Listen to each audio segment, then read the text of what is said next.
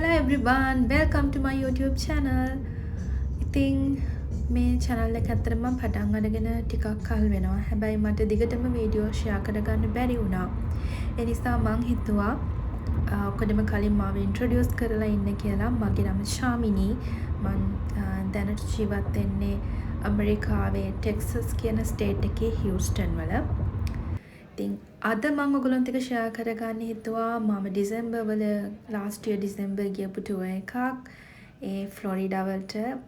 ඇත්තටම මේක මගේ ඩ්‍රීම් ටුවර් එකක් කියන්න පුළුවන්. මොකද මම කාලයක් තිස්සේ හරිම ආසාවෙන් බලන් හිටියා ඩිස්නිලන්ඩ් and යුනිවර්සල් ස්ටුඩියෝස් වලට යන්න.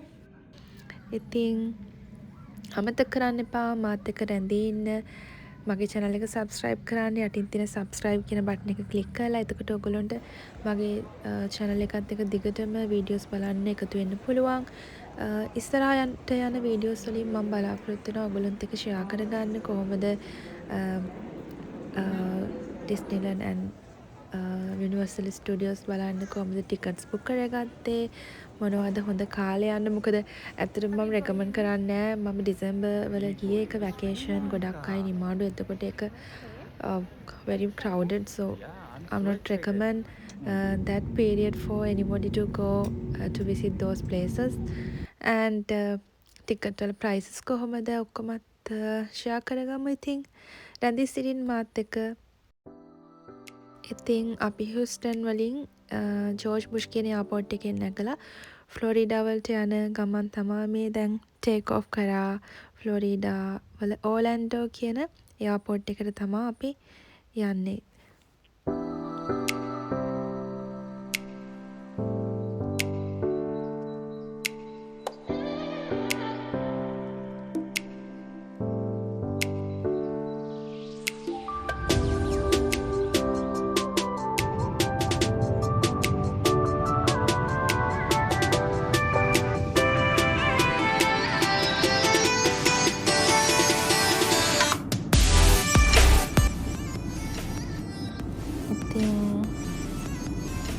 කොහොමරි මං සාමාන්‍යයෙන් ෆ්ලයි කරනකොට මට නින්ද යනවා. හැබැයි මේ පැය දෙකහමාරක් පැය විනාඩි 45ක් විතර ගියා. ඇත්තටම මේ ගමන මම දිගටම ඇහැරගෙන වටපිට බල හරිම උනන්දුවෙන් ගියේ. කොහොමරි පැය දෙකහමාරකට පස්සේ දැන් අපි ඔන්න ඕලැන්ඩෝ එයාපෝට් එකට ආවා. ඉතින් මේ වෙලාවේ උදේ කෑවට පස්සේ ඇත්තටම අපි කාලා හිටියෙත් නැහැ. ෆ්ලයිට් එක ඩොමස්ටික් ෆ්ලයිට් එකක් නේ. ඉතින් ඒකේ ස්නැක්ස් අරෙන්න ලොකු කෑමක් හම්බුනේත් නැහැ. ඉතින් හොඳටම බඩගිනි. ඒ නිසා අපි අන්න යන ගමන් ඒ කාලේ ක්‍රිස්මස් නිසා ලස්සනට හැමතැනම හැම රටකම වගේ මෙහෙත් එයාපෝට් එකේ ලස්සන ඩෙකොරේෂන්ස් තිබුණා. ඉතින් ඔයාලා දැක්කේ ක්‍රිස්මස් ට්‍රී එකක් හදලා තියෙනවා.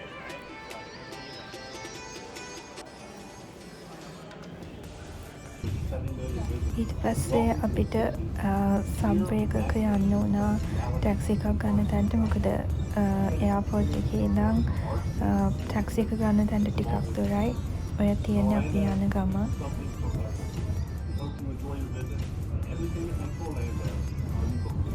It was really beautiful, mind-blowing view, as you can see here.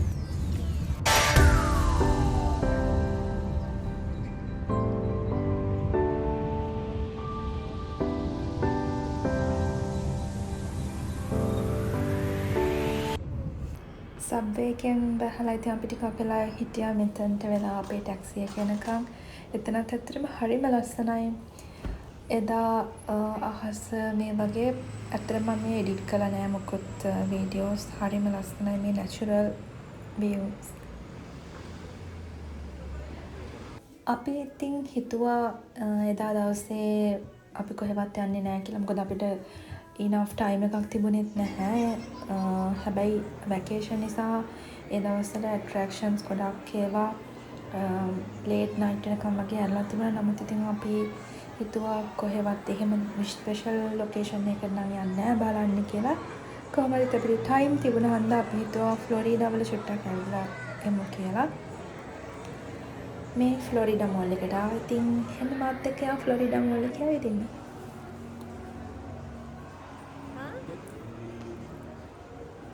මගේ හස්බන්ඩ් නම් මීට කලින් එකපාරක් ෆ්ලොරිඩා ඇවිල්ලා තියෙනවා. නමුත් this was my first time. අපි යනකොට චුට්ටක් රෑ වෙලා. ඉතින් ගොඩක් ස්ටෝල්ස් වහන්න වගේ සමහර ඒවා වහලා තිබුණා. හැබැයි කවුරු හරි කෙනෙක් කැමති නම් shopping කරන්න බලාගෙන ඉනවා නම් I would like to recommend this was the best time for it because ගොඩක් stalls වල ඒ කියන්නේ branded stalls just like Victoria's Secrets, Michael Kors ඒ වගේ 50% discounts offers තිබුණා. නමුත් ඉතින් අපි නම් ගොඩක් දේවල් ගත්තේ නැහැ. හේතුව අපි ආවේ ඩොමෙස්ටික් ෆ්ලයිට් එකේ. ඉතින් ඒ වගේ අපි ෆුල් පැක් කරගෙන අරන් ආවා. එනකොට ඉතින් weight එක වැඩි වෙන්න වැඩියෙන් එක්ස්ට්‍රා පේ කරන්න වෙනවා. ඉතින් රිස්ටෝරන්ට් වල දේවල් තියෙන හන්ද අපි හිතුවා වැඩි දෙයක් ගන්න නම් නෑ කියලා.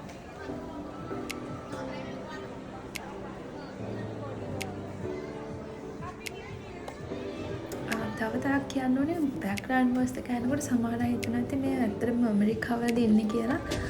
ඒකට හේතුව ඇමරිකාවේ සදර්න් ස්ටේට් ඒවා කියන්නේ ටෙක්සස් and ෆ්ලොරිඩා, ලුසියානා ඒ වගේ පැතිවල ගොඩක් මෙක්සිකන් ඉමිග්‍රන්ට්ස්ලා එහෙම ඉන්නවා. ඉතින් ඒගොල්ලෝ වැඩිපුරම යූස් කරන ලැන්ග්වේජ් එක තමයි ස්පැනිෂ්.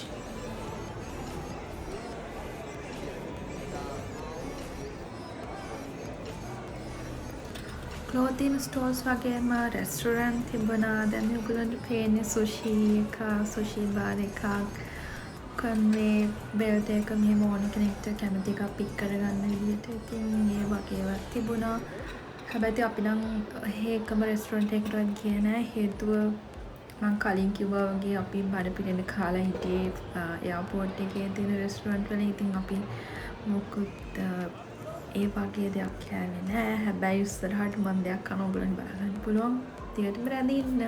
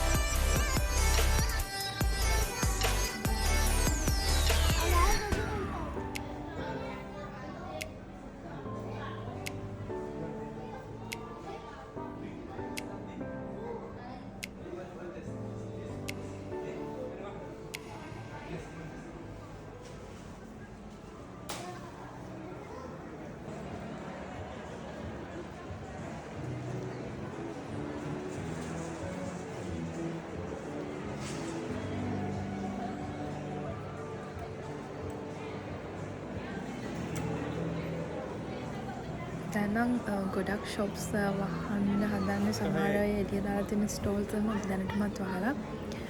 කොහොම හරි යනකොට ice cream shop එකක් දැක්කා. හොඳටම සීතලයි එළියේ. නමුත් මට නම් මොන සීතලකුණත් කමන්නේ නැහැ. ice cream නම් කන්න පුළුවන්. ඒක නම් අනිවාර්යෙන් ගත්තා ඉතින්.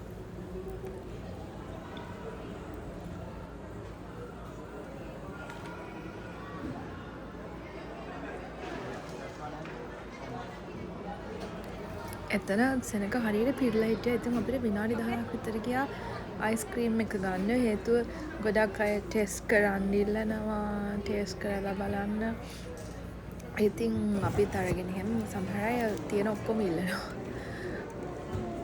ඇත්තටම මේක ටේස්ට් කරාට පස්සේ සල්ලි දීලා කන්න ඕනෙත් නැත්තර මොකද වරයිටිස් ගොඩක් තියෙනවනේ. ඒ ටිකම කාලා හිමීට යන්න පුළුවන්.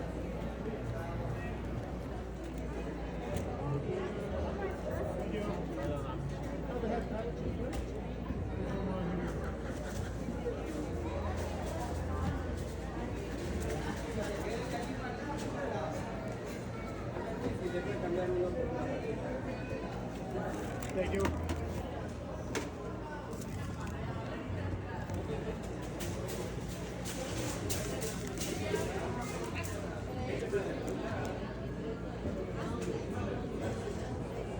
¿Se fue?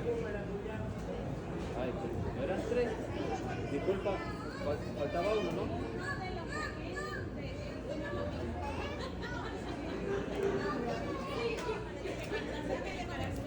මමත් බලන් ඉන්නවා මගේ chance එක එනකම් පෙරේත කමින් බලාගෙන මගේ අයිස්ක්‍රීම් එක කොයි වෙලේද මගේ අතට එන්නේ කියලා.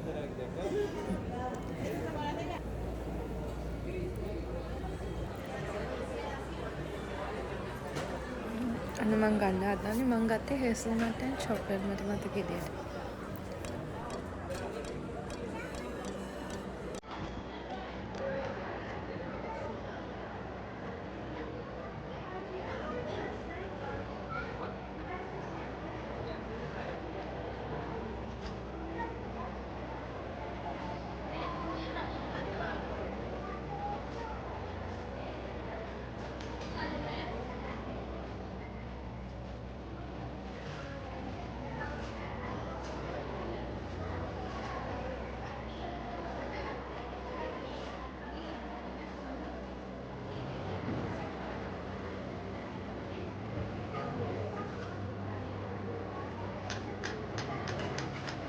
මම ස්පූන් දෙකක් දෙන්න කියලා දෙන්නටම කන්න. මොකද එකයි ගත්තේ හස්බන්ඩ් කන්න ඕනේ නැහැ.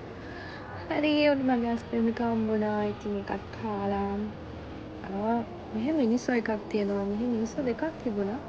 ලංකාවෙත් තියෙනවානේ. ඉතින් මම හිතන්නේ මෙහෙම ලාභයිද කොහෙද මට එතන විදියට ලංකාවට වඩා සමහරවිට ලංකාවේ ටැක්ස් ගොඩක් වැඩි ඇති. ඉතින් මේ මේගොල්ලෝ ක්‍රිස්මස් ට්‍රී එක ලස්සනට හදලා තිබුණා.